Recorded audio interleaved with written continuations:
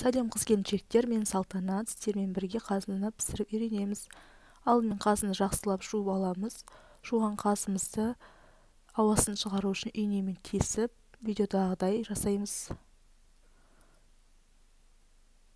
Ауасын шығармаса, қазымыз жарылып кетуі мүмкін, сондықтан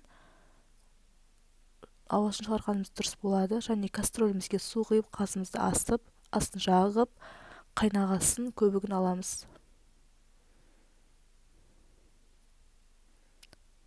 Қайнаған сорпамызға 2 чай қасық тұз саламыз және астын басып 2 сағаттай қайнатамыз. Піскен қазымызды шанышқының көмегімен тесіп қараймыз, піскесін түсіреміз. Мінекей қазымыз өте жұмсақ болып пісті.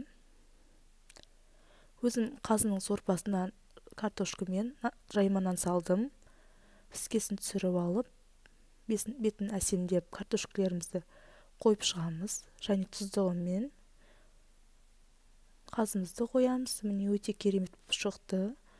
Қонақтарыңызға ұялмай ұсынсаңыздар болады. Ас болсын. Видеом ұнаса комментарий басып, лайк басып, каналыма тіркеліп кетіңіз.